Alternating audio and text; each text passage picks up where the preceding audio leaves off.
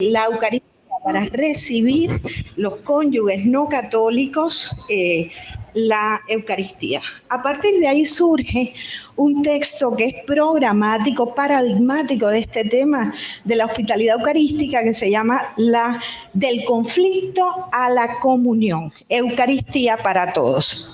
Esto fue conocido como la Declaración de Ravensburg, ¿no? Y mis ideas, ¿no?, en este sentido tienen que ver con estos documentos que ya llevan años y sobre todo la praxis. Este es un tema mucho más consuetudinario, es concreto. Participamos los fieles de las iglesias históricas y la Iglesia Católica en una Eucaristía compartida.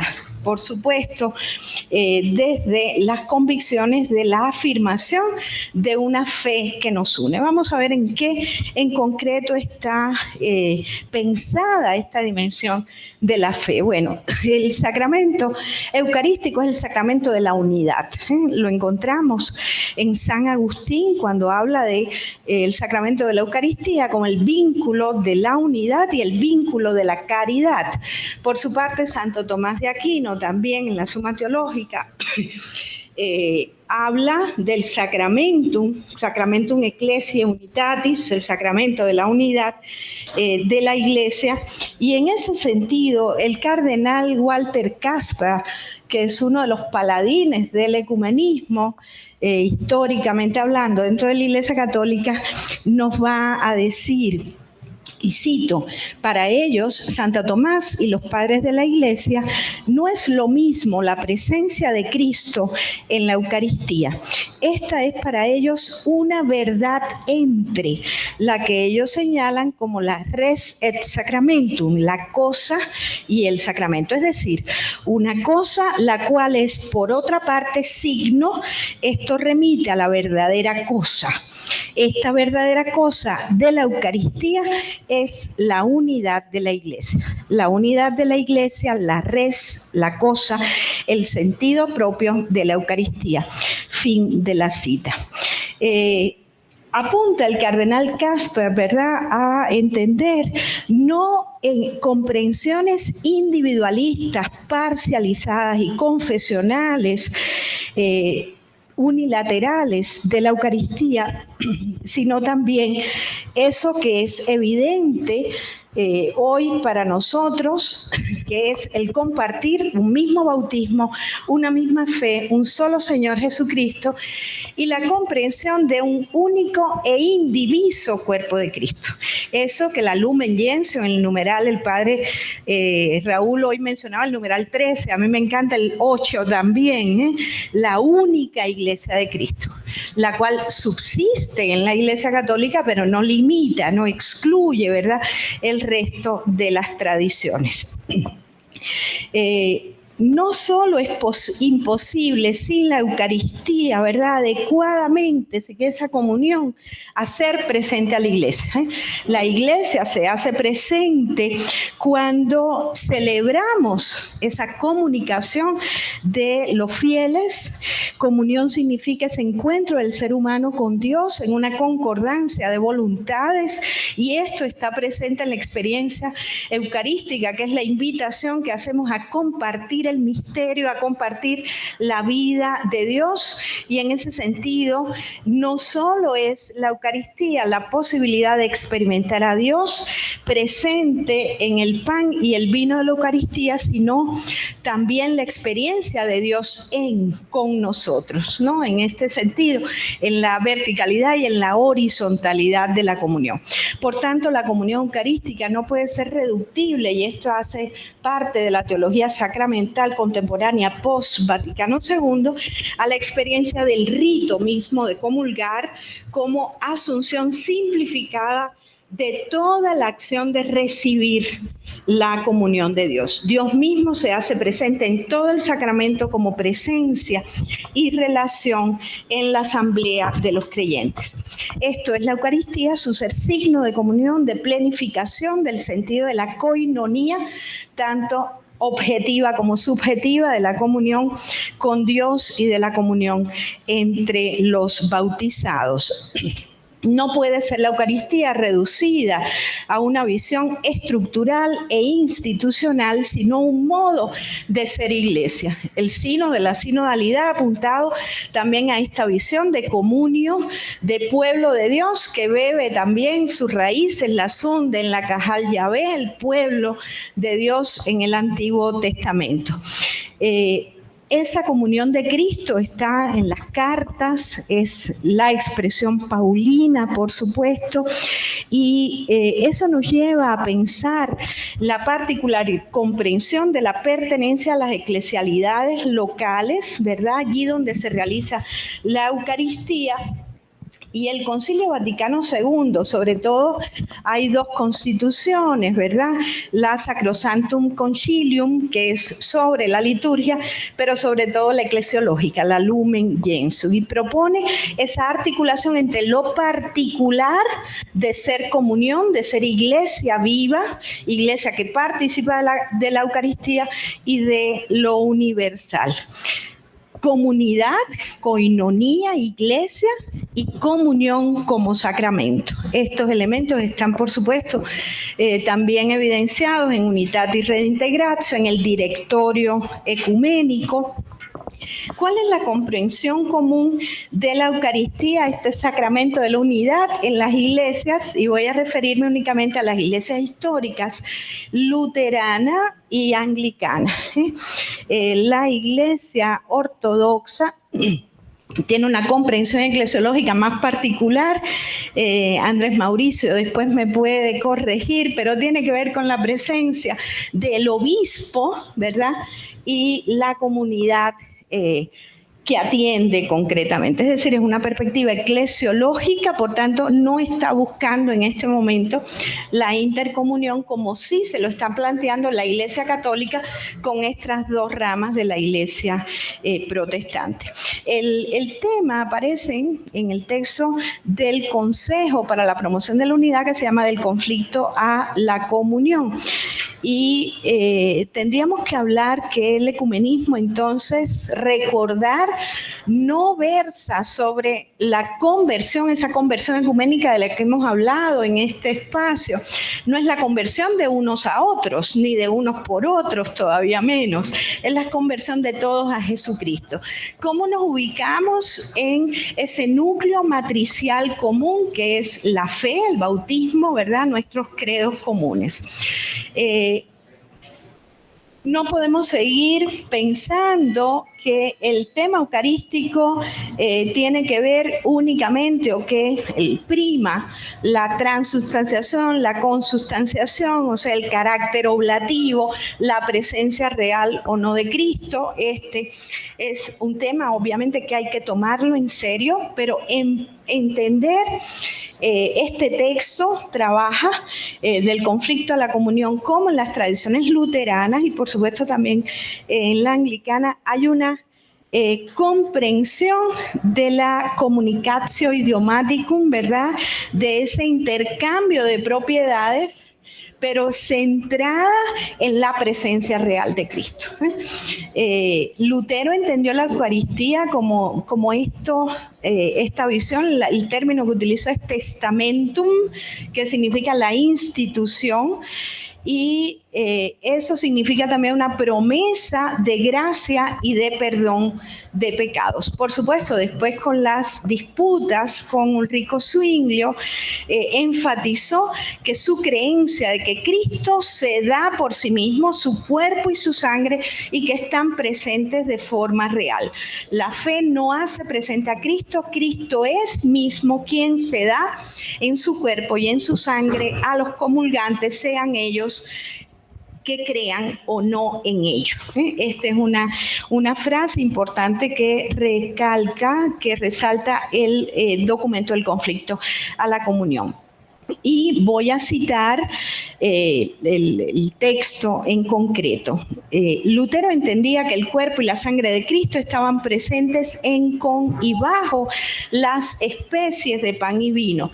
Entre el cuerpo y la sangre de Cristo y el pan y el vino ocurre un intercambio de propiedades. Esto crea una unión sacramental entre el pan y el cuerpo de Cristo, entre el vino y la sangre de Cristo. Este nuevo tipo de unión formado por la correspondencia de propiedades es análogo a la unión de las naturalezas divina o humana en Cristo. Lutero también comparó esta unión sacramental a la unión del hierro y el fuego en el hierro ardiente. Fin de la cita. No hay dudas, mis queridos hermanos, hermanas, que historiográficamente, pero también teológica, dogmáticamente, y desde la tradición luterana actual y anglicana y católica, hay una afirmación de esta presencia real de Cristo. Hay otras disputas, por ejemplo, la participación de los fieles comulgantes en las dos especies y la visión de que esto debe ser un evento comunitario, por tanto, que el pan y el vino consagrados deberían consumirse, no ser preservados luego de su consagración. La visión católica contemporánea nos lleva a pensar también,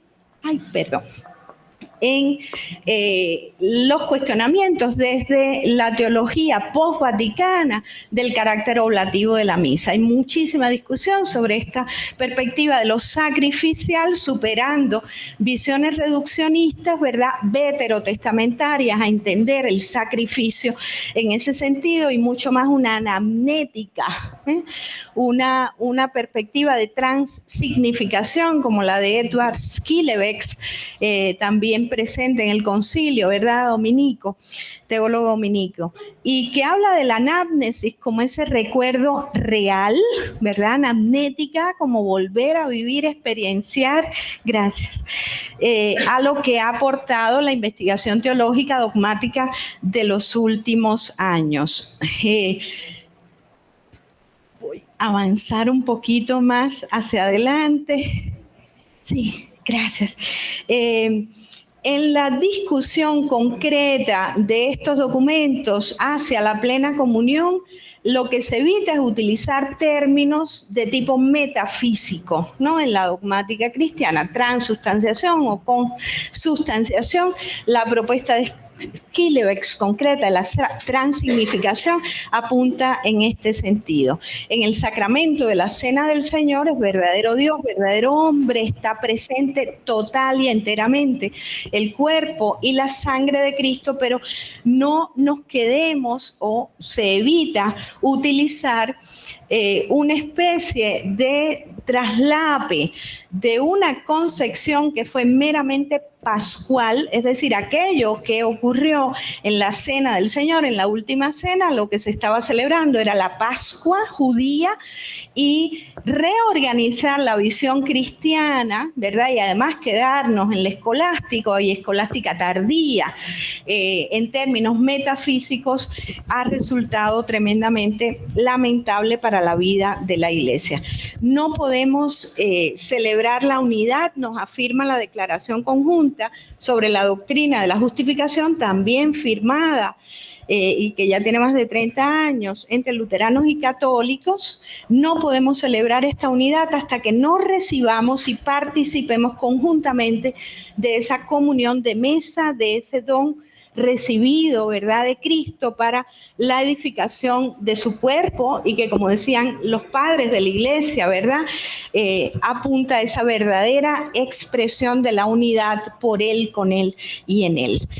Sin duda, estos y otros desafíos eclesiológicos estarán presentes, ¿verdad?, en los temas de la hospitalidad eucarística, pero es, digamos, un impulso tremendo que han dado las comisiones de diálogos y en este caso multilateral, para la hospitalidad eucarística. Hay temas, énfasis transconfesionales de discusión con iglesias de la Segunda Reforma, con los pentecostalismos, movimientos carismáticos, ¿verdad?, que impactan a la teología dogmática, pero consideramos que este es un punto que no deja de ser controversial, pero en el cual ya se han venido dando pasos importantes y bueno, más que todo quería poner esto de relieve para la discusión, preguntarnos por qué seguimos anclados como iglesia, además que estando tan lejos, como decía el padre Raúl, de Roma, de donde se dan estas discusiones y estos diálogos, pareciera que no llegan los documentos a nuestras facultades de teología, a nuestros institutos, a nuestros seminarios, y seguimos entonces teniendo una dogmática trascendentalista, cuando enseñamos, ¿verdad?, sacramentos, nos quedamos en estas visiones trascendentalistas, mucho más ancladas a las teologías metafísicas y medievales. Muchísimas gracias.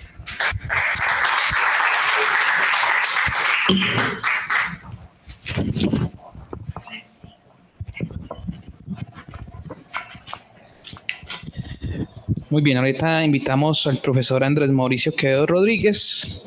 Él viene de parte de la Universidad Santo Tomás de Bogotá y el título de su conferencia es La comprensión del reino de Dios en la teología ortodoxa como aporte al ecumenismo. Bien, muy buenos días para todos. Un gusto poder compartir con ustedes en esta mañana algunas reflexiones por lo demás breves y bastante generales en torno a la relación teología ortodoxa y ecumenismo. Quiero empezar, o he dividido mi exposición al menos en tres partes. La primera de ellas tiene que ver con algunas generalidades del pensamiento teológico ortodoxo. Y en estas generalidades, que me sirvan precisamente como marco para hablar de la propuesta posterior, quiero resaltar en primer lugar la unidad entre liturgia, dogma y moral. Si hablásemos de una perspectiva ortodoxa, un punto de partida desde la perspectiva ortodoxa, tiene que ser, por supuesto, el hecho de que desde el principio el centro de gravedad de las comunidades cristianas fue la celebración de la Cena del Señor.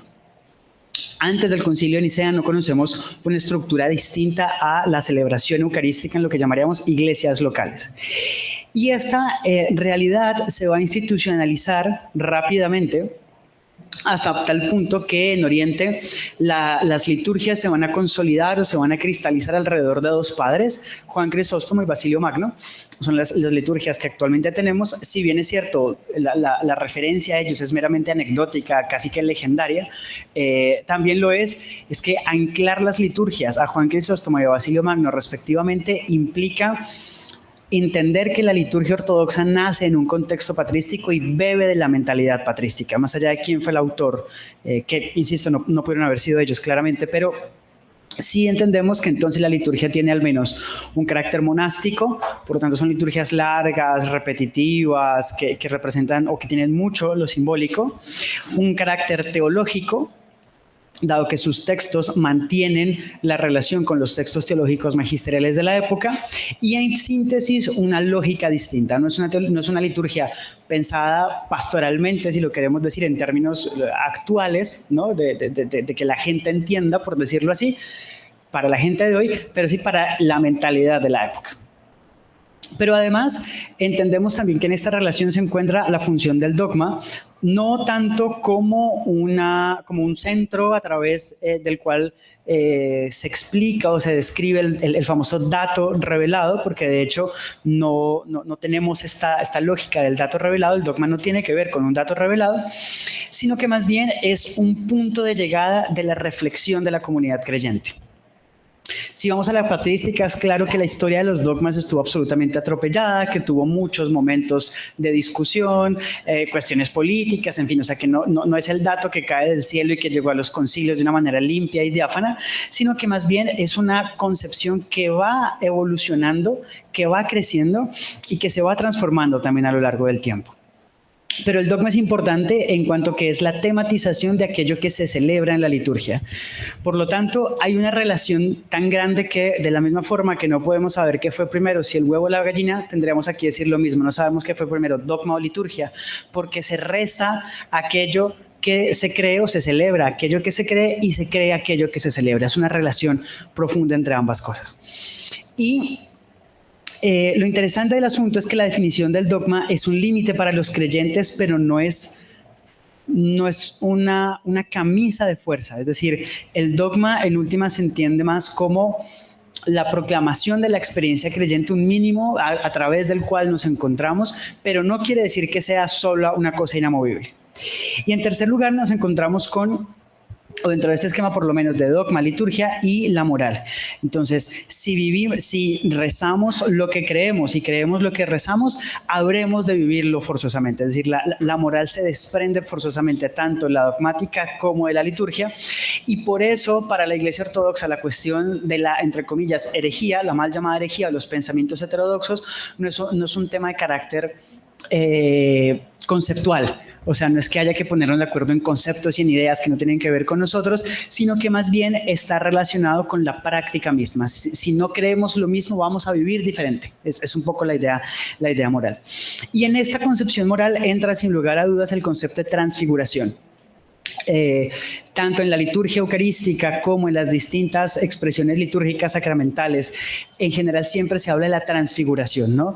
Me transfiguro yo en lo personal, como mi forma de vida, me convierto en Dios, la famosa deificación, que es el eje vertebral de la espiritualidad ortodoxa. El otro también se convierte, por supuesto, se transfigura y se convierte en ícono de Cristo, en imagen de Cristo. Transfiguramos la sociedad y entonces promocionamos los valores cristianos y por lo tanto la sociedad puede transfigurarse en el reino, y transfiguramos la creación para vivir allí la experiencia mística. Otro elemento dentro de la teología ortodoxa vendría a ser el equilibrio entre diversidad y unidad. Y ese equilibrio está manifestado en la concepción, en el acercamiento que tenemos a la teología trinitaria. Si bien es cierto que reconocemos que somos monoteístas, como los cristianos, es decir, el cristianismo es monoteísta claramente, pero es un monoteísmo distinto al judaísmo y distinto al islam, dado que es un monoteísmo trinitario. Y el énfasis de los padres orientales en general siempre fue considerar en primer lugar la diversidad de Dios, es decir, los elementos de las personas y sus particularidades, su diferencia hipostática, para en un segundo momento encontrarse con la usía de Dios, ¿no? Aquí hay una distancia, por ejemplo, grandísima con la escuela occidental, como Agustín, como Jerónimo, incluso como Isidoro de Sevilla, ¿no? Tenemos una gran distinción ahí. Entonces, lo que prima es la diversidad. Y tal vez aquí entra la gran frase de Sisulas de amo, haciéndole una paráfrasis al cogito cartesiano, y es amo, luego existo. Amo porque hay diversidad y por lo tanto hay un otro a partir del cual me puedo relacionar.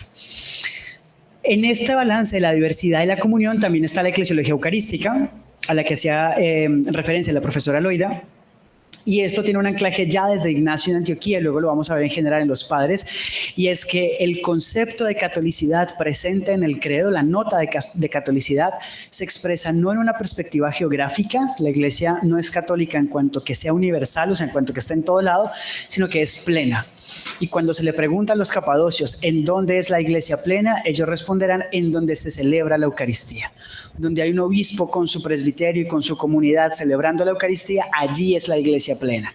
Por lo tanto, la iglesia local adquiere un protagonismo absoluto.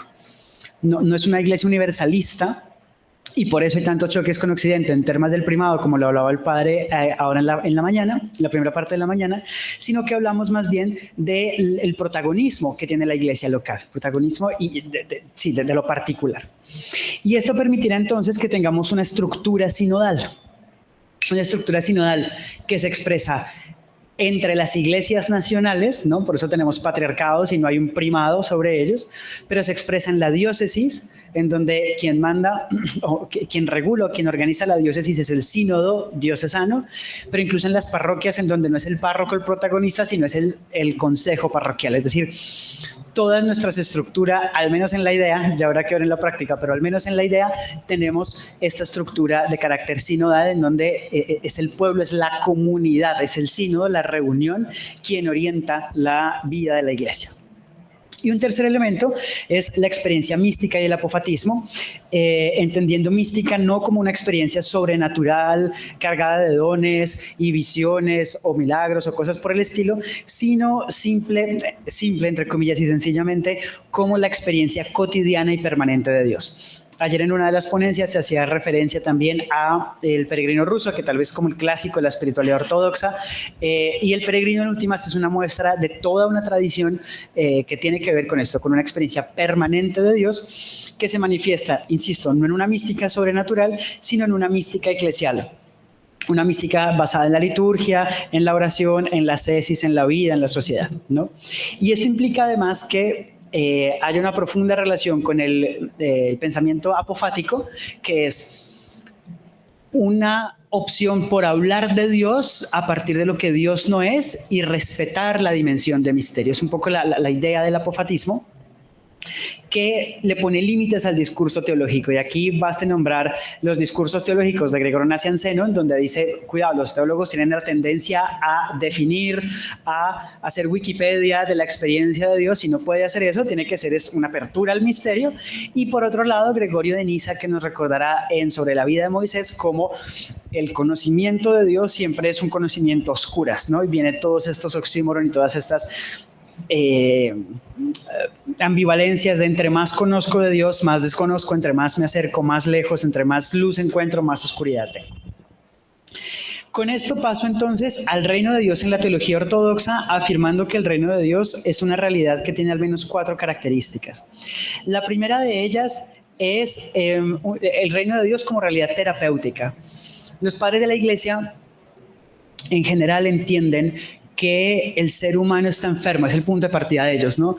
No es que el ser humano en sí mismo sea malo, no es que el ser humano en sí mismo sea pecador, sino que hay lo que ellos llaman enfermedades espirituales. Y tenemos una corriente de espiritualidad ortodoxa contemporánea que habla justamente de cómo el cristianismo es un proceso, es un proceso terapéutico, es un proceso para curarse ciertas enfermedades espirituales. El reino, por lo tanto, no tiene que ver con la obsesión con el pecado, no tiene que ver con el pesimismo antropológico, sino más bien con curar, con sanar, con reorientarnos, y si lo pusiésemos en términos contemporáneos serían humanizarnos, ¿no? La apuesta del reino es una apuesta por la humanización, por llevar al ser humano a ser lo que realmente es. Pero además el reino es una realidad escatológica, es decir, es una realidad que se hace presente ya, no es una realidad de espera, no es una realidad futura, no es esta visión escatológica de allá, ¿no? En el reino de los cielos hablamos allá al final del tiempo, sino que la escatología se hace presente. Incluso hay una parte en la liturgia eucarística en la que decimos recordando la encarnación, la vida pública, la crucifixión y la parusía del Señor. Uno no puede recordar lo que no ha pasado, diríamos, en condiciones normales, pero incluso ya desde Moltmann se hace énfasis en que, y Metz también es muy enfático en eso, en afirmar que recordamos el futuro, ¿no? Nuestra dimensión escatológica implica actualizar el futuro, traer el futuro al presente, hacerlo vivo acá, y esa es la noción escatológica del reino. El reino, el reino es una anticipación de la escatología, es una anticipación de lo que ha de pasar, y por lo tanto ha de tener un carácter visible. Entonces el reino es, insisto, terapéutico, es un reino escatológico, y en tercer lugar es una realidad mística. Es algo que se vive, es algo que se hace presente, pero es una cosa que escapa a cualquier definición. Y al mantenerse como misterio, es algo que trasciende las fronteras de la Iglesia. Tal vez una de las enfermedades espirituales que ha tenido la Iglesia ortodoxa consigo misma justamente es pensarse a sí misma como la Iglesia, ¿no? Como ver al resto por debajo del hombro, pero la conciencia ortodoxa de la teología contemporánea ha vuelto a recuperar esta noción de misterio, y es interesante cómo acá se generan vínculos, por ejemplo, con la noción de Iglesia como misterio en el Vaticano II, que pone el Lumen Gentium de entrada, y la Iglesia es un misterio, el reino, por lo tanto, es un misterio, y la acción salvífica de Dios o la presencia del reino supera, por supuesto, cualquier límite de tradición, de dogma, ¿no? Va mucho más allá que simplemente una tradición determinada, una tradición cristiana en este caso. Y en cuarto lugar, la experiencia del reino, la concepción del reino desde la teología ortodoxa es una realidad política. Y es una realidad política entendida al menos en 2 escenarios o con 2 términos muy famosos en la teología ortodoxa contemporánea. Uno de ellos tiene que ver con la liturgia universal. siempre cuando uno lee lo que católicos o protestantes dicen sobre los ortodoxos, uno de los elementos fundamentales es qué liturgias tan lindas tienen, ¿no? Son larguísimas, pero son muy bonitas. O sea, son lindas para ver en YouTube, que uno las puede adelantar, pero no para participar. No hay nada más largo que una Semana Santa ortodoxa, créanme. Pero, entonces, ante esa riqueza de la liturgia, decimos, se convierte en algo, en nuestra riqueza, en nuestro pecado al tiempo, ¿no? Porque durante mucho tiempo nos convertimos más en liturgistas o en ritualistas que realmente en vivir la liturgia, y de ahí que una corriente se haya enfatizado en decir, mire, la liturgia en verdad se hace en el mundo, el templo es el mundo, y el ícono, ¿no? Si tenemos muchos íconos en la iglesia y los veneramos y les encendemos velas y los besamos y tal, eso es lo que tenemos que hacer con el ícono, que es el hermano. Y esto es supremamente, por ejemplo, diciente respecto a afirmaciones como las de la teología de la liberación, cuando dice en el pobre está el rostro de Cristo. Es la misma imagen, es la imagen de Cristo presente en el otro. Eso es una cosa interesante. La liturgia universal, entonces, por un lado, y por otro, el concepto de liturgia después de la liturgia. Y es que una vez se acaba la liturgia ritual, por decirlo así, comienza la verdadera liturgia, que es llevar a la vida, llevar a la práctica aquello que se hizo en la liturgia ritual. Entonces, con la liturgia cósmica y con la liturgia después de la liturgia, nos encontramos con el hecho de que la fe ortodoxa o el cristianismo ortodoxo necesariamente tiene implicaciones políticas. Y esto tiene aún mayor trascendencia si se tiene en cuenta que la teología ortodoxa, como muchos sabemos, en Europa Oriental es una realidad politizada más no política, ¿no? Y si no miramos la guerra Ucrania-Rusia y veremos todo el rol politizado que tiene la Iglesia y tal vez la falta de ejercicio político que la Iglesia debería tener, ¿no? Diferenciando político como acción social y politizado como servir a unos fines partidistas y demás. Ojalá que no esté un ortodoxo ruso metido aquí en el MIT. Tercer asunto, y es posibles orientaciones de una renovación ecuménica. Entonces, a través de estas nociones, por lo menos siento yo que necesitamos o podemos aportar al ecumenismo desde 4 perspectivas. La primera es curar la memoria y curar el presente. Por supuesto que ha habido un acercamiento entre tradiciones, por supuesto que ha habido reconciliación, que ha habido gestos, que ha habido fotos, que ha habido signos, que ha habido convenciones, que ha habido acuerdos, eso es innegable, pero aún hace falta sanear la historia. El padre Raúl nos hablaba un poco de la responsabilidad de la Iglesia Católica en muchos escenarios, y si vamos a Oriente es exactamente lo mismo. En Rusia, por ejemplo, es prohibido, los testigos de Jehová o ciertas iglesias pentecostales no pueden, o sea, políticamente es un delito abrir una iglesia pentecostal en Rusia, por ejemplo. Tenemos toda una deuda ahí muy grande, pero además esto nos implicará crear un ecumenismo que no sea apologético. No hacer una teología comparada. Y tal vez acá pareciera que nuestros ejercicios ecuménicos o nuestros cursos incluso de ecumenismo, nuestras investigaciones siempre son, bueno, escojamos un tema y pongamos a hablar a los anglicanos, a los católicos, a los ortodoxos, a ver cada uno qué dice, y hacemos como una especie, ¿no?, como de expo iglesias a partir de los temas, y con eso tenemos. Tal vez lo que necesitamos en esta dinámica es hacer realmente no solo una teología ecuménica, sino hacer una teología ecuménicamente. ¿Cómo podemos hacer proyectos y cómo podemos aprender la teología de una manera transversal? Ahí está tal vez uno de los aportes que la teología ortodoxa podría hacer, también en la línea justamente pues de la tradición y de los padres. Un segundo elemento es vivir en el presente la iglesia del futuro. Este es el lema de la Asociación Ecuménica Internacional, de la IEF, y que es muy interesante porque lo que está mostrando es justamente la dinámica escatológica, subrayando la dinámica escatológica, y es, ya tenemos cosas que nos unen. Un eslogan de encuentros ecuménicos es busquemos lo que nos une y no lo que nos separa. Ya lo encontramos, o sea, ya sabemos qué es lo que nos une: el bautismo, la oración, la fe en Jesucristo, ya lo tenemos. La cuestión es, ¿qué hacemos con lo que nos separa? Y siento yo que precisamente con este balance entre diversidad y unidad, la apuesta tendría que ser mostrar que la Iglesia de Cristo no es homogénea, que la Iglesia de Cristo es diversa, como lo decía el profesor Jenny esta mañana, haciendo énfasis de que nunca hemos sido uno, sí, realmente nunca hemos sido homogéneos, ¿no? Entonces es mostrar escatológicamente que nuestra diversidad hace parte del ecumenismo, que de hecho partimos de la diversidad para ser ecuménicos, porque si venimos a hablar de de la experiencia de Jesús es algo que nos une, por supuesto.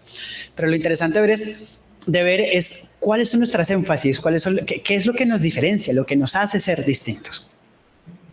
Una tercer aporte, creo yo, que es la profundización en la experiencia de Dios, pero entendiendo tal vez la necesidad de la revisión del dogma. Al escuchar varias ponencias durante el día de ayer, parecería que el dogma es un problema, ¿no? Parecería que el dogma es lo que nos separa. Entonces tú tienes un dogma, yo tengo otro dogma, y entonces no hablemos de dogma porque eso nos incomoda y porque... Tal vez es necesario recuperar desatanizar el concepto de dogma y entender el dogma más como una formulación de fe que tiene un proceso histórico, que tiene un desarrollo, que tiene una evolución y que podemos llegar a consenso sin problema. Es decir, que el dogma, que no hay que quitar el dogma para hacer ecumenismo, sino que podemos hacer ecumenismo a partir del dogma. Me distanciaría, por supuesto, de ese concepto del diálogo de la verdad, porque siento que en una época de posmodernismo hablar de la verdad es muy complejo, pero sí por lo menos un diálogo de verdades. Un diálogo de verdades en donde podamos reinterpretar el dogma y recomprenderlo, no eliminarlo, que ha sido todo un reto para nosotros. Y en cuarto lugar, creería yo que tiene que ser un ecumenismo de la transfiguración del mundo, es decir, un ecumenismo social, y creo que de eso hemos escuchado bastante desde ayer, pero desde la perspectiva ortodoxa valdría la pena subrayar la pregunta de qué es lo que diferencia la acción ecuménica social en cualquiera de sus dimensiones, el cuidado por la casa común, la atención a migrantes, etcétera, etcétera, etcétera. ¿Qué es lo que diferencia esa acción social ecuménica de otras acciones sociales no religiosas, ¿no? ¿Qué es lo que diferencia el ecumenismo social de una ONG? Y ahí habría que nuevamente repensarnos justamente desde la tradición ortodoxa y por supuesto como aporte a cómo logramos establecer ese carácter cristiano. Por supuesto, no proselitista ni nada por el estilo, pero sí un carácter cristiano de la acción social. Son al menos los 4 de los elementos que yo considero que pueden ayudar o que pueden hacer que, en efecto, ya termino, muy discreto igual, que la Iglesia Ortodoxa, que la teología ortodoxa podría aportar. Muchísimas gracias.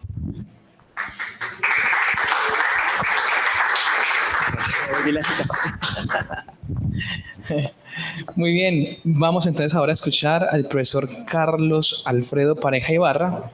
Él viene desde la Fundación Universitaria San Alfonso en Bogotá y su ponencia titula Parábola del Sembrador en clave de diálogo y cooperación ecuménica, enseñanza bíblica para Latinoamérica. Buenos días. Bueno, darle gracias a Dios por este buen evento y momento que me ha permitido a mí tener o experimentar este diálogo con los diferentes credos. Y bueno, no sé si alguno aquí en la reunión no haya escuchado la parábola del sembrador para leerla o partimos de que ya todos la conocemos. Todos la conocemos. Perfecto. Bueno, cuando la Biblia habla sobre el reino de Dios, podemos decir que se refiere de forma general al reinado o dominio de Dios sobre todo lo que existe. Dios es el creador del universo y todo le pertenece. Este reino viene y crece por su palabra y poder de Dios mismo. El hombre solo puede acatar su soberanía y ofrecerse para ser en sus manos colaborador suyo. Por su parte, cuando nos referimos a ecumenismo, término que se deriva del griego oikomene, toda la tierra habitada, originalmente lo ecuménico sencillamente sería lo universal. Al unir estos dos términos podríamos deducir que nos referimos a la construcción del proyecto de Dios, a saber, su reino, para que se haga universal. Por ello, se interpreta la parábola del sembrador en Marcos 4, 1 al 9, utilizando el método narrativo como praxis para la siembra de la palabra de Dios en ambientes pedagógicos, en busca de una cultura cristiana que parta de los docentes o sembradores de esa semilla, unidos por el diálogo y cooperación ecuménica de diferentes dogmas con el único fin de enriquecer y potencializar el discurso del reino de Dios. Para esta investigación tomaré a mi criterio dos de las posturas más relevantes en la historia de la Iglesia y que tienen inmerso valor en la propuesta de esta ponencia. La primera de Agustín de Hipona, quien consideró que a través de la jerarquía eclesiástica Cristo se actualiza como rey del reino de Dios. Así, la extensión del reino coincide con las fronteras del poder y la autoridad de la Iglesia. Este poder debe ser entendido como todo lo que esté a la disposición de la Iglesia docente y que puede ayudar en la extensión de la gran comisión como su deber ser. La segunda es la postura reformada, la cual pone su realce en la significación espiritual e invisible del reino como soberanía espiritual que Cristo ejerce por medio de la predicación de su palabra y la operación del Espíritu Santo. Entendida esta como la autoridad mencionada anteriormente por Agustín de Hipona, comisionada claramente por el rey a través de su palabra eterna a su iglesia docente en este caso, la cual debe ser iluminada y correctamente interpretada para poder ser enseñada al mundo. El objetivo es articular estos antecedentes teóricos sobre el reino de Dios con el valor que tiene el ecumenismo en cuanto a diálogo y cooperación teológica en la pedagogía cristiana, específicamente en Latinoamérica. Creo que es la que sigue. Dale. Ya. Para la presente ponencia emplearé el método narrativo teniendo en cuenta la figura literaria narrativa, específicamente parábola, como figura retórica de enseñanza de la palabra del sembrador. Esto en sintonía con el coloquio de explorar las relaciones del reino de Dios y el ecumenismo para crear acuerdos de diálogo y cooperación entre los diferentes credos cristianos. El evangelio del reino se revela únicamente como semilla que está siendo sembrada. El Hijo del Hombre en persona es el sembrador que siembra la palabra de Dios. Se lo representa como un hombre que depende de otros, las aves, las piedras, los cardos y los seres humanos, que con sus divisiones pueden frustrar parcial y aparentemente su obra. Esa semilla debe nacer y crecer, pero nadie sabe cómo. Lo dice en Marcos 4:27. Tiene un poder interior por medio del cual se abre camino ante los obstáculos y avanza a pesar de todo porque se ha sembrado en el mundo. Lo que está decidido con la obra de Cristo en la cruz es que debe ser alcanzada por los futuros sembradores en una labor de siembra hasta que el reino abarque todas las naciones y llene todas las edades hasta el final de los tiempos, cuando a la vista de todos los obstáculos, detractores y divisiones se produzca la cosecha final más grandiosa, la cual cumplirá el propósito para lo cual fue enviada por Dios, según nos lo relata el profeta Isaías, capítulo 55, versículo 11. Los resultados en el reino de Dios, ¿ya puedes darle resultados? Sí. En cuanto a la visión veterotestamentaria y en Juan el Bautista, debemos partir con la perspectiva veterotestamentaria y particularmente Juan el Bautista, donde la expresión reino de Dios, Malhut ha-Shamaim, se origina con la expresión tardía judaica de restauración del trono de David y por consiguiente la defensa y retribución de todos sus enemigos, atestiguando por las profecías, como también a la instauración del gobierno de Dios en el mundo para su restauración. Por su parte, Juan el Bautista proclamó que el reino estaba cerca. Dicha proclamación comprendía un llamado al despertamiento, con un significado de inminencia de arrepentimiento y bautizo para la limpieza de pecados y poder salir bien librado de la ira venidera de Dios. Así, de esta manera, poder participar de la salvación del reino de Dios y del bautismo del Espíritu Santo cuando éste se haga presente, como lo vemos en Mateo 3, 1 al 12. Por su parte, en la enseñanza de Jesús, vemos que el reino de los cielos es el tema central de su predicación. Jesús difiere en dos puntos claros con Juan. Aunque retiene sin limitaciones el anuncio del juicio y el llamado al arrepentimiento, el primero es la significación salvífica del reino, lo que ocupa el primer plano. En segundo lugar, anunció el reino no solamente como una realidad que estaba cerca, algo que habría de hacerse presente en el futuro inmediato, sino como una realidad que ya estaba presente, manifestada en su propia persona y ministerio.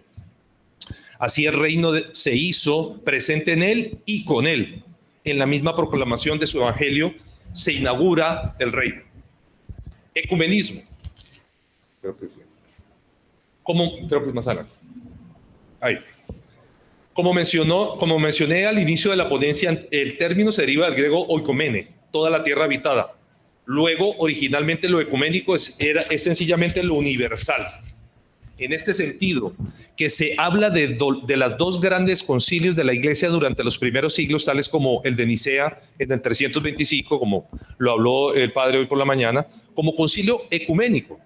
En tiempos más recientes, los términos ecuménico y ecumenismo y ecuménico se han asociado más directamente con el intento de establecer relaciones más estrechas y quizás hasta unidad, entre comillas, entre las diversas iglesias en todo el mundo. Este movimiento ecuménico contemporáneo tiene varias raíces. Una de ellas se encuentra en lo que antes se llamó el campo misionero, en donde los misioneros pronto descubrieron que las diferencias, divisiones y competencia entre diversas denominaciones cristianas eran un obstáculo en la evangelización del mundo. Otra raíz del movimiento ecuménico contemporáneo es el estudio renovado de la Biblia, que ha creado puentes entre estudiosos procedentes de diversas tradiciones. La necesidad de responder en conjunto a retos tales como el totalitarismo, el secularismo, la diversidad de géneros, el aborto y las comunicaciones más rápidas. A principios del siglo XX, varios movimientos ecuménicos entre protestantes e iglesias orientales cristalizó posteriormente el Consejo Mundial de Iglesias en Ámsterdam en 1948. En Vaticano II, la Iglesia Católica Romana, en cabeza de Juan XXIII, declaró que sería ecuménico. Y gracias a esta postura, la Iglesia Católica Romana se involucró y desarrolló vínculos en el Consejo Mundial de Iglesias. Siguiente, por favor. Ahora sí, vamos a analizar un poco más la parábola en el análisis narrativo. En el inicio y el final del reino de la parábola del sembrador encontramos comentarios explícitos de intromisión del autor como exhortación en imperativo a escuchar. En el versículo 4, Marcos 4:3. Y quien tenga oídos para oír, que oiga. En el versículo 9. El receptor se puede sentir interpelado para tomar una advertencia como una exhortación del narrador secundario Jesús, tanto a los que escucharon como a los receptores implícitos del relato. El inicio del relato presenta la salida del sembrador a sembrar, pero en lugar de seguir su hilo, el narrador secundario deja abierta la acción de sembrar sin mencionar su final. Luego cambia el punto de vista focalizando su historia en la semilla que ahora se convierte en el objeto central del relato. El narrador ofrece una visión panorámica narrando las pericias del grano. Se puede observar ahora el sentido progresivo que el narrador Jesús quiere enfatizar. Contando 3 escenas de avance narrativo lineal y con una cuarta diferente a las anteriores, el primer y tercer intento son narrados brevemente y la razón del fracaso son externos a la semilla.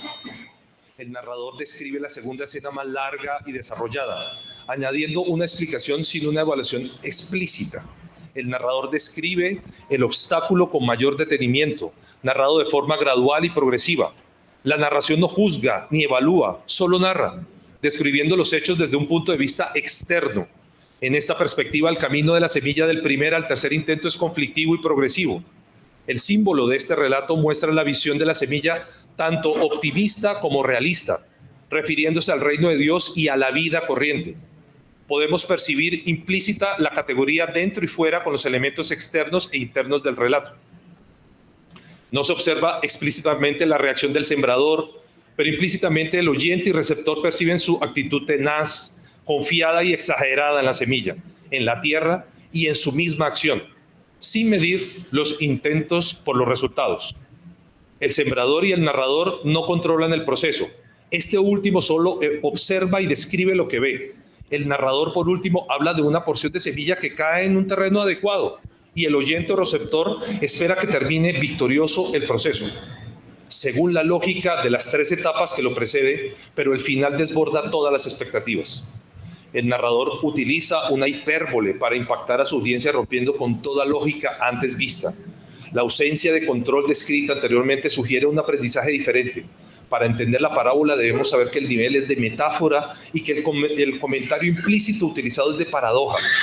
La parábola estremece al receptor con su ironía del sembrador descuidado, el cual no prepara el terreno a cultivar, no se cuida de los agentes externos que pueden afectar el sembrado, no utiliza elementos típicos de ayuda a la siembra como espantapájaros, rastrillos o al menos preparar la tierra para quitar la maleza. También, como comentario implícito en la voz narrativa del relato, se puede observar un simbolismo muy marcado en las imágenes utilizadas por el narrador secundario. Este es el caso del crecimiento del grano ligado a la fuerza de Dios que da vida y fruto, milagrosamente, a los hombres que no conocen la fuerza de la naturaleza. A la siembra sigue la cosecha, la cual, cuando es extraordinaria, 100 por 1, simboliza la bendición de Dios para el justo. Conclusiones. Gracias. En el contexto del ministerio de Jesús, vimos que la parábola del sembrador semilla muestra la idea que el reino de Dios se logrará pese a todas las oposiciones. Aunque tenga un comienzo poco prometedor, habrá una cosecha grande y esta será realizada por Dios, el Rey del reino, con un fuerte aliento por parte de Jesús en cooperación, en este caso, con la iglesia docente.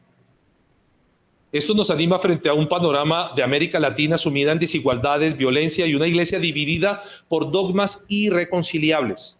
Pero debemos reconocer que la parábola nos anima a dejar a un lado el pecado en el ámbito individual y colectivo, del no diálogo y cooperación frente a la responsabilidad que tenemos como buena tierra.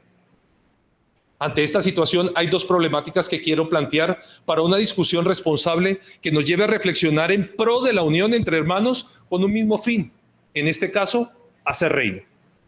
La primera tiene que ver con el orgullo humanístico, el cual considera que todo es posible para el hombre o las instituciones al poseer el conocimiento revelado desde su propia perspectiva, sin tener en cuenta a sus pares, desconociendo su trayectoria y experiencia, la cual podrá enriquecer y potencializar la propuesta de sembrar la palabra, quizás por el no reconocimiento del que tiene un dogma, entre comillas, diferente, negándose la oportunidad de aprender del otro como complemento y aporte personal o institucional.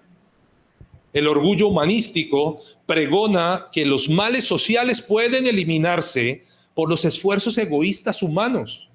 Al contrario, Jesús nos muestra a través de su parábola que hay obstáculos individuales y sociales para la semilla, los cuales solo se pueden vencer en cooperación con la buena tierra. La segunda problemática es el individualismo posmoderno. Esta se basa en el individuo, en su autosuficiencia, incluyendo en las instituciones que reflejan sus propios propósitos e intereses. Esto se opone a un frente común entre los diferentes credos para discutir las problemáticas latinoamericanas de incomprensión, persecución, tribulación y mundanalidad, que se oponen a la siembra de la palabra del reino en visión de una América Latina que proyecte una cultura realmente cristiana y que sea consecuente al evangelio. Cuando hablo de cultura, me refiero a la predicación, estudio e interpretación de la palabra, la cual es el fundamento teológico de cualquier credo cristiano, ya que no hay nada más ecuménico que la palabra de Dios. Para lograr una cooperación efectiva en estudios sistemáticos, proyectos educativos, encuentros de lectura, meditación de la palabra de Dios, misiones, traducciones, intercambios académicos, entre otros. Esto generaría en América Latina una identidad en lo común y fundamental, a saber, construir reino, estableciendo relaciones de diálogo y cooperación para llevar la revelación de Dios a los hombres, siendo comprensible y ayudando a encontrar su salvación, lo cual redundaría en el incremento de nuevos creyentes sedientos del conocimiento de Dios en la gran comisión, teniendo siempre en cuenta a los que están por nosotros, como bien respondió Jesús a Juan. Abro comillas, maestro, hemos visto a uno que en tu nombre echa fuera demonios, pero él no nos sigue y se lo prohibimos porque no nos seguía. Pero Jesús dijo, no se lo prohibáis, porque ninguno hay que haga milagro en mi nombre que luego pueda decir mal de mí. Porque el que no es contra nosotros, por nosotros es. Gracias.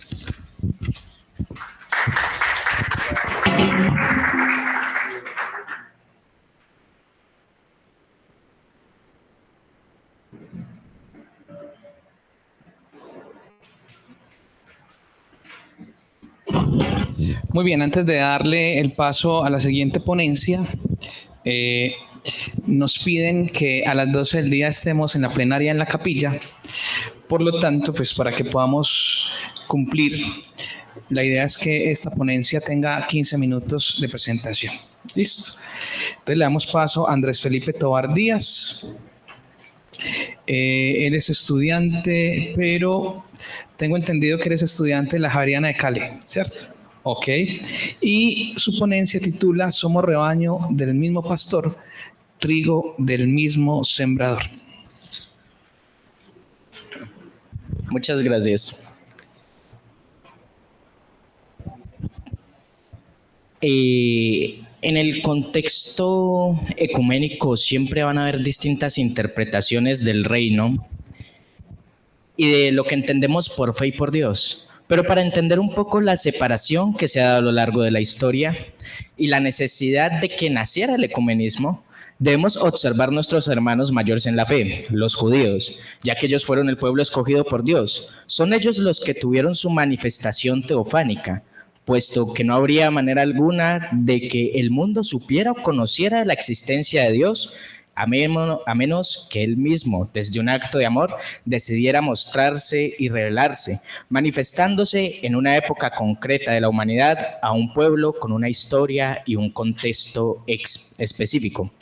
Historia que cambia y contexto que se modifica a raíz de esta teofanía, pues a partir de aquí todo empieza a girar en torno a la experiencia de fe que tiene el pueblo con la divinidad.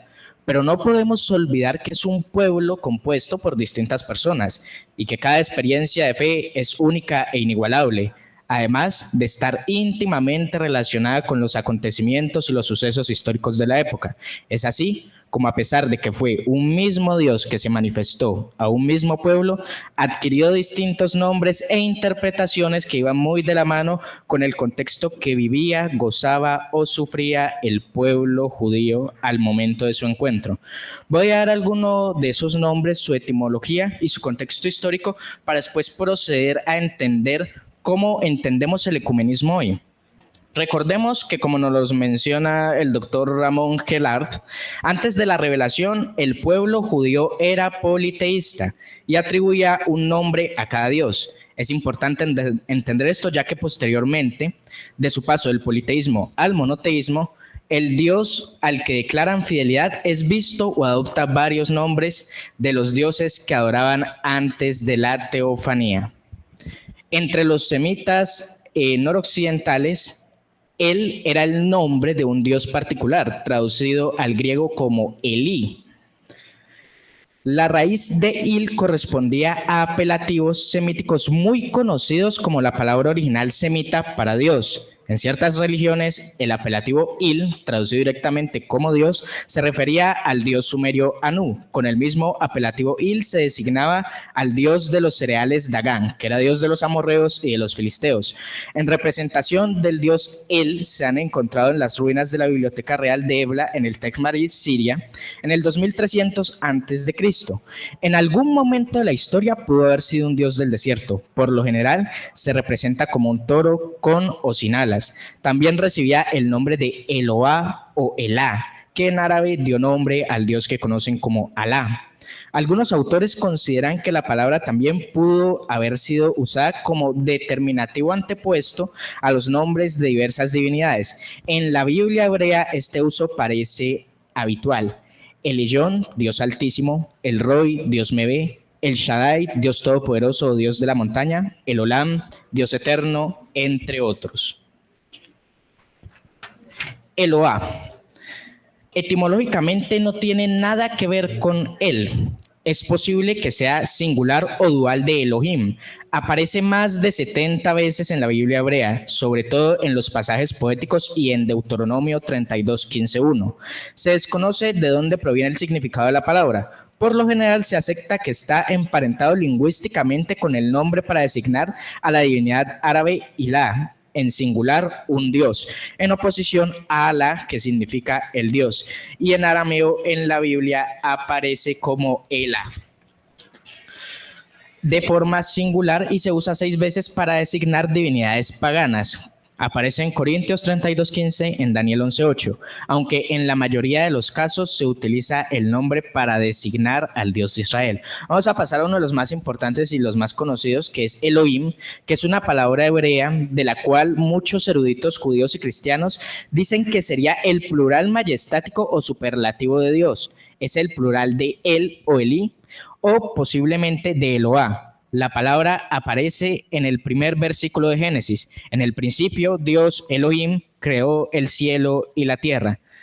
La etimología del término Elohim ha sido explicado como el plural derivado de él, o una forma plural de Eloá. A pesar del desacuerdo respecto de dónde deriva la palabra, se supone que en hebreo arcaico el singular de la palabra significaba Dios. Era El o Elí, y su forma plural sería Elohim, que significaba aquellos que vinieron del cielo. Pero finalmente Elohim se traduce apropiadamente como Dios justo, ya que aparece muchas veces mencionando un Dios singular y no a dioses plurales.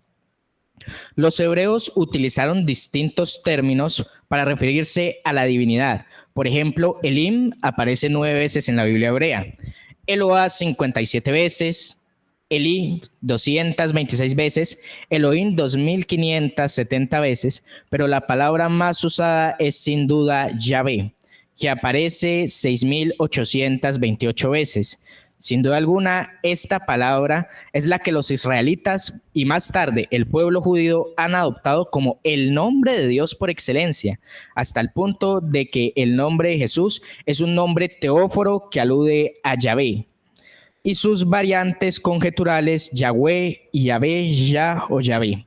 Se podría decir que el nombre propio utilizado en la Biblia hebrea para designar a la deidad en su forma hebrea, sin que sepa su pronunciación exacta, porque para los hebreos y para los judíos nombrar es poseer, y ellos no podían poseer a Dios. Por eso lo ponen con H's, con vocablos que no se pueden pronunciar, sin vocales, para así atribuir a su aciedad y demás atributos. La combinación de las 4 letras del tetragramatón, Yod, He, Va, He, aparecen indicar la relación que tienen con el verbo hayá, ser o estar. El verbo hebreo hayá no designa una mera existencia, sino que expresa una presencia viva y activa. Por lo tanto, la expresión vendría a evocar o significar yo llegaré a ser lo que yo quiera o yo seré lo que necesite ser, mostrando la omnipotencia de Dios, o como lo diría Jesús, yo soy el alfa, el omega, dice el Señor, aquel que era y que es y que va a venir, el Todopoderoso.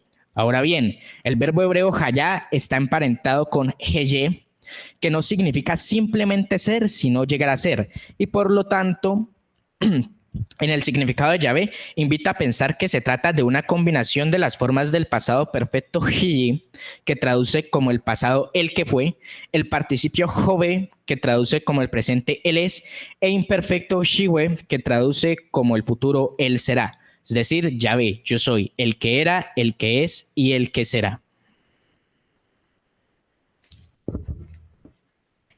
En la actualidad, para no dejar a nadie por fuera, en la traducción del Nuevo Mundo de las Santas Escrituras por los Testigos de Jehová, aparece su nombre bajo el nombre de Jehová 237 veces en el Nuevo Testamento. Y recordemos que Jesús siempre llama a Dios como Abba, como Padre, pero minutos antes de morir en la cruz, lo llama como Eli, Eli, lema sabachthani, Dios mío, ¿por qué me has abandonado? Mostrando el proyecto de nombre para Dios. Podría continuar dando más ejemplos de cómo estos distintos nombres eran de un mismo Dios y aparecieron, evolucionaron y viajaron por la historia hasta llegar a nuestra época contemporánea. Sin embargo, sería exhaustivo. Además, creo que ya se comprendió la idea de que, aunque fue un mismo Dios y se manifestó en un mismo pueblo, tuvo interpretaciones diferentes para la época, por lo cual pudieron haber hecho pensar que eran dioses diferentes, lo cual no es muy ajeno a la realidad que ocurre en la actualidad.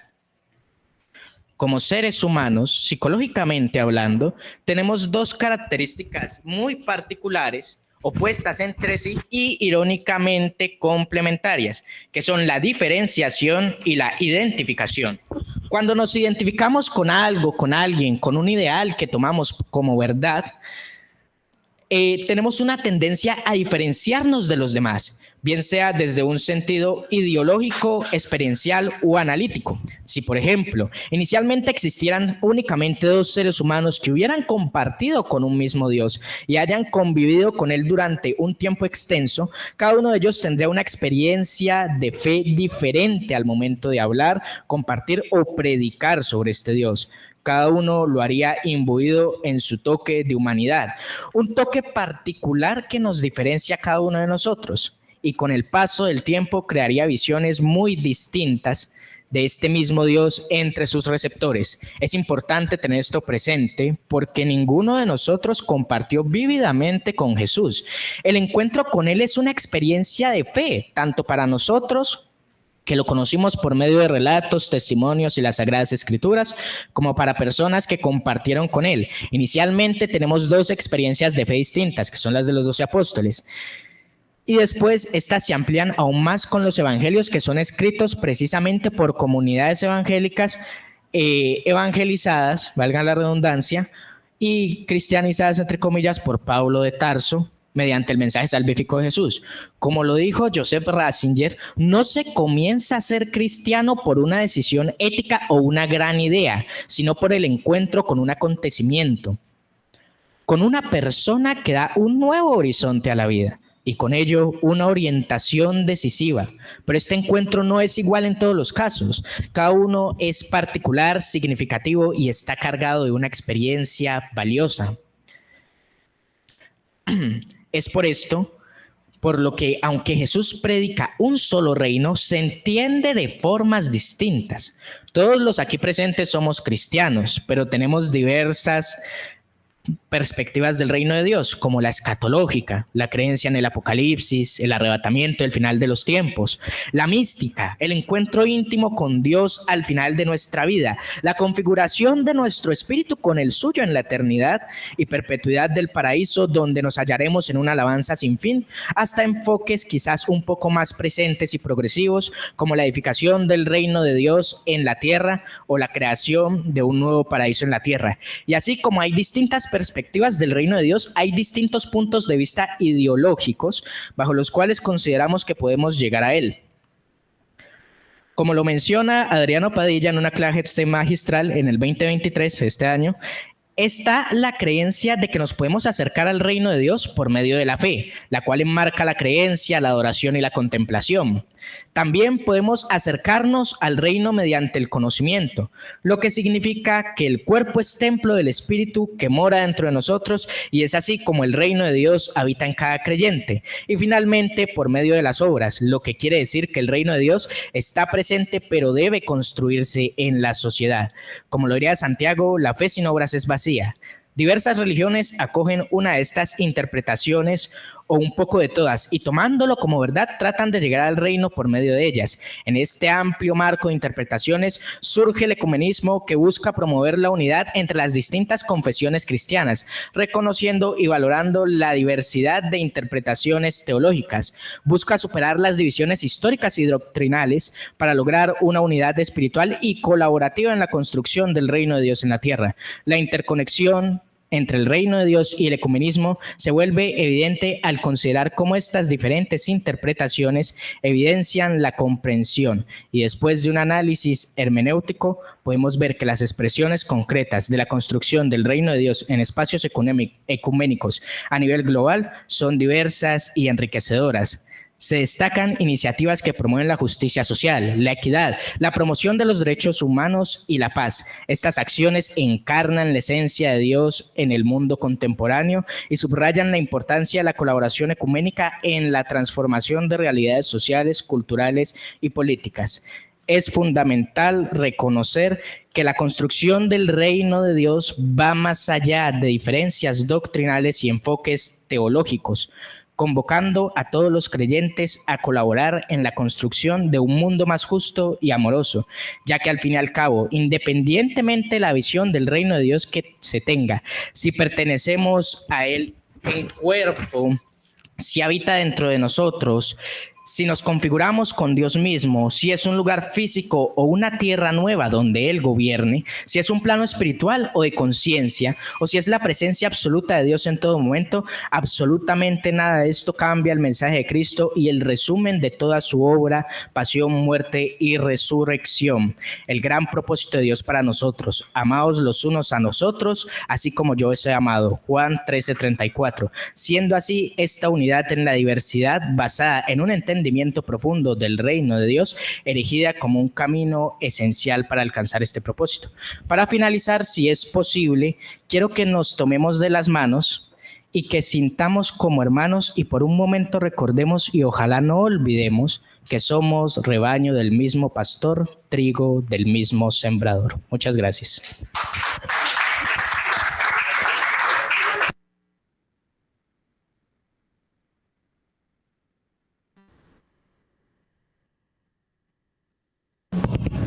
Bueno, muchas gracias a los ponentes. Ya el tiempo ha pasado, pero quisiéramos recibir por lo menos unas 3 preguntas para los ponentes antes de salir de acá. Entonces, preguntas, no ponencias. Aquí ya tenemos 3, 1, 2 y 3 a edad. ¿Me pueden recordar? Qué pena el nombre del segundo ponente. Andrés Mauricio. A mí me pareció muy significativo un término que se nombró en la ponencia. De antemano, pues muchas gracias también por la exposición. Parece enriquecedor, digamos, tener posturas divergentes. Y tiene que ver con sanar la historia.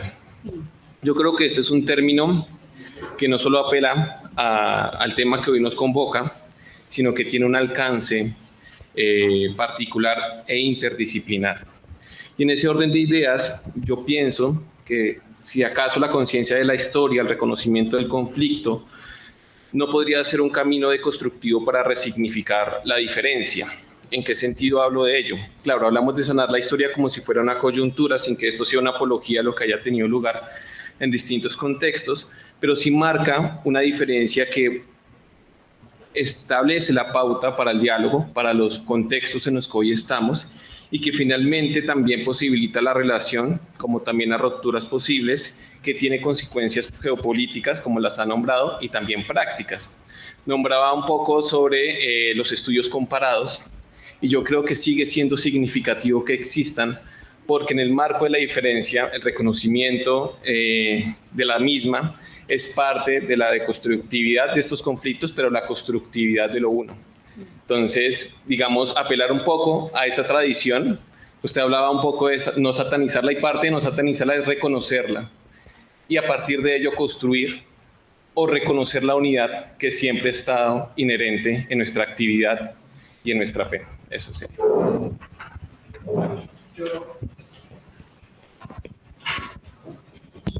Sí, yo estoy de acuerdo con usted. Yo simplemente haría alusión a un concepto importante para la espiritualidad nuestra, que es el don de lágrimas. En el proceso espiritual de la persona, decimos, una vez ha pasado ciertas etapas, llega un punto en el que el sujeto llora sus pecados.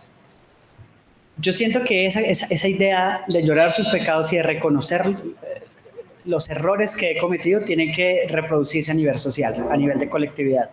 Como sociedad lloramos nuestros pecados, como nuestro pecado no entendido a nivel moral de transgredir simplemente una norma, sino las veces en que hemos dejado de hacer muchas cosas, y más en el conflicto. Creo que el primer paso para ese saneamiento de esa curación de la memoria tiene que ser un reconocimiento de la limitación propia del pecado propio, de llorar por eso que hemos hecho mal, por cuando hemos sido pecado. Creo que iría por ahí desde el ortodoxo, que es lo particular. Bien, ¿verdad? Me da mucha pena. ¿Cómo que se llama la hermana? Loisa. Loida. Bien. Hermana y los demás compañeros, solamente una pregunta pedagógica. Casi, bueno, todos entienden algo por Eucaristía. ¿Algunos entienden ese término? Levante la mano quien no entiende algo de Eucaristía. Que no entiende o que no tenga la Eucaristía en sus celebraciones. Levante la mano, por favor. ¿Todos tienen Eucaristía en sus celebraciones? Listo, bien. Bueno, quizás no me entendieron la pregunta, pero bueno, voy al caso. El principio ecuménico yo lo veo siempre en Jesús. Un hombre que fue muy fiel a su realidad, que entró en contacto con las religiones de su momento, o las denominaciones que en ese tiempo existían, que no tuvo miedo de relacionarse con ellos e interpretar la ley a favor del ser humano. Bien, Jesús es el gran unificador, por así decirlo, de una ley que vaya en favor del ser humano, en pro de ello.